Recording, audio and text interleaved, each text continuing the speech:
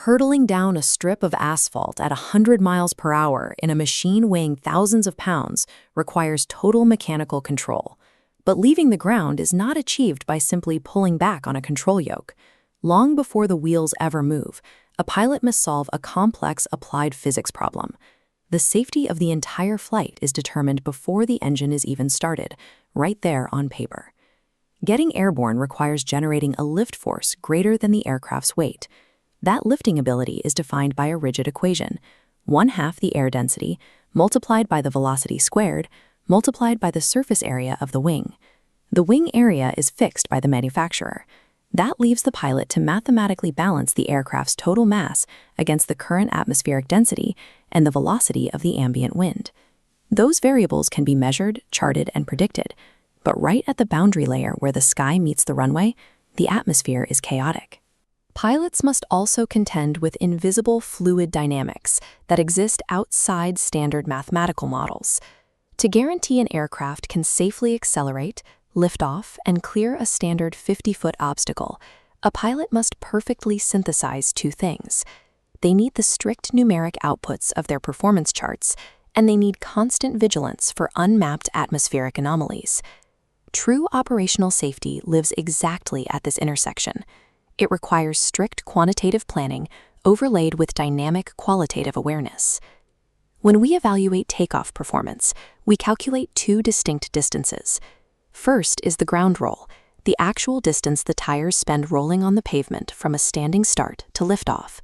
Second is the takeoff distance, which extends that measurement through the initial climb to clear a 50-foot screen height. Every physical factor of the environment dictates how long those distances will be, starting with weight. Adding mass to an aircraft directly raises its aerodynamic stall speed.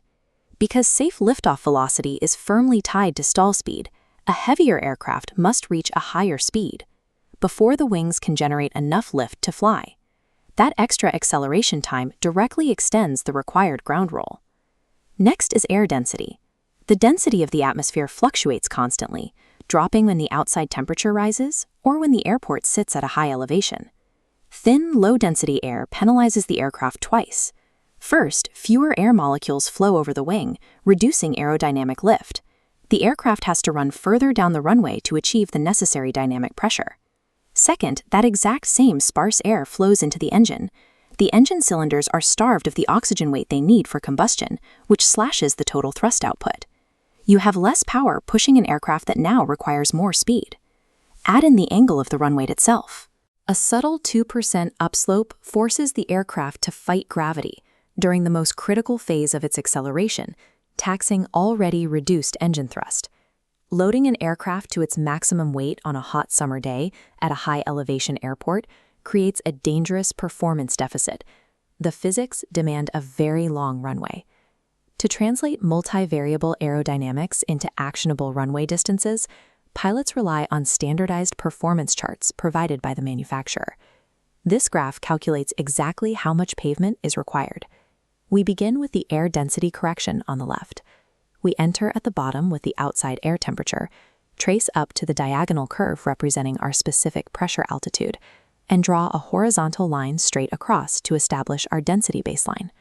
From that first reference line, we track downward along the guidelines to intersect the aircraft's exact takeoff weight, adjusting our required distance outward. Now we apply the wind vector. A headwind boosts airspeed and shortens the takeoff distance, so we track down. A tailwind requires us to move faster over the ground to reach liftoff speed, so we track up to apply the penalty. Following the final grid to the right gives us absolute numeric outputs. We hit the 0-foot line to find our exact ground roll, and track the upper angle to find the total distance required to clear that 50-foot obstacle. These same physical variables govern the landing phase. On approach, a tailwind forces a much higher ground speed than the chart's airspeeds might suggest. That increased velocity translates into a massive jump in kinetic energy. The brakes must absorb all of that extra energy to bring the aircraft to a full stop. All of these chart calculations assume a baseline environment, a perfectly smooth, level, dry, hard-paved runway. If the surface changes, the math changes. Pools of water cause skiers to hydroplane, skating across a thin film of water rather than rotating on asphalt. Braking friction drops to near zero. Even a dry runway covered in long grass creates immense retarding friction. Landing on grass requires a pilot to mathematically add 20% to the total landing distance output. The performance chart is an essential tool, but it relies on steady-state physics. It assumes the atmosphere is a uniform block of air behaving perfectly, but the atmosphere is rarely steady-state. Right near the surface, predictable chart mathematics give way to localized fluid anomalies. The most immediate anomaly is ground effect. This is an extreme increase in aerodynamic performance that occurs when the aircraft is flying within one wingspan's distance from the surface. As the wing generates lift, it pushes air downward. When the aircraft is near the runway, the solid pavement interrupts this downwash. The airflow is compressed, and the swirling vortices trailing off the wingtips are artificially minimized. Because wingtip vortices are a major source of induced drag, compressing them slashes the total drag on the airframe. The aircraft suddenly becomes highly efficient. On landing, entering ground effect causes a distinct floating sensation.